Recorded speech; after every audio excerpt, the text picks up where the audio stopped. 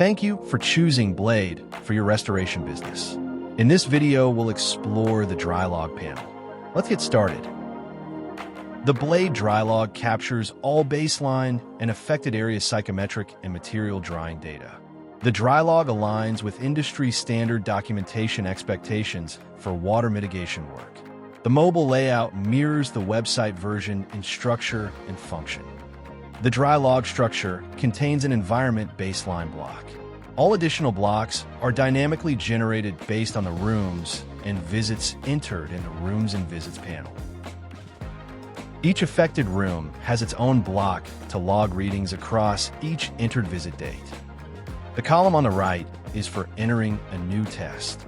To enter a new test, first select a visit date using the drop-down at the top of the column. Then enter the required psychometric values in the environment baseline block and all affected areas. Save this test before clicking the New Material button to add a new wet material. Delete a test by hovering over the test title until the Delete button appears.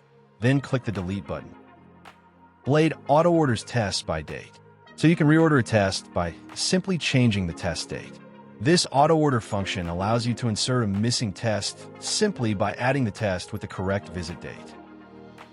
Click the green-colored New Material button to enter a new wet material and record moisture content readings as needed.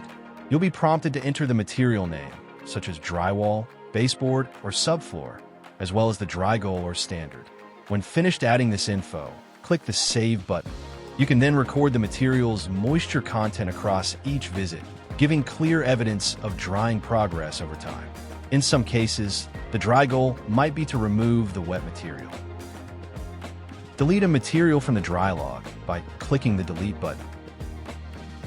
Let's touch on a few things to remember. First, all required fields that are left blank will be highlighted in red to indicate missing required data. Second, if a reading increases or remains flat when in theory it should be decreasing, the appropriate cell turns yellow to flag a potential drying issue. Third, the dash character is the only allowed non-numeric character in the dry log. It is used to indicate that a reading was not taken. For example, in some cases you will record a moisture reading for a wet material that will be removed.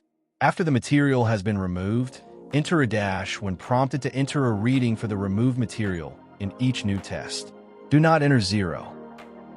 Fourth, edit any dry log field by clicking into the field to make changes. All changes are saved automatically. Fifth, in the Blade dry log, the dehu output reading is optional. You may or may not find this reading useful to monitor dehumidifier performance. Grains per pound, or GPP, is not recorded in the Blade dry log. Lastly, to generate a drying report, click the Make PDF button at the top of the panel. The generated PDF is formatted for insurance documentation and is automatically saved to the Job Documents repository. From there, it can be merged into reports or sent via email as required. Check out the Training for Your Team section in the Support Center to find presentation-style dry log training. This training is tailored for use in a classroom setting. It explains how to use the Blade dry log and a range of topics about moisture monitoring for mitigation work. Training is important. A well-maintained drying progress log improves the quality of work and supports your invoice. All right, that's a good overview of the dry log panel. Explore other training modules in the Support Center to get the most from Blade, the software that helps you maximize profit and quickly turn your hard work into cash.